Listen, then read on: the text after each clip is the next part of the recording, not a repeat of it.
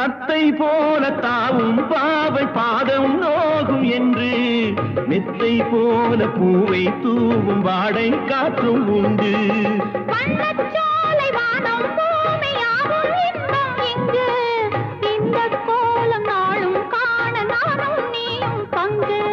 கண்ணில் ஆடும் மாங்கனி கையில் ஆடுமோ, கண்ணில் ஆடும் மாங்கனி கையில் ஆடுமோ.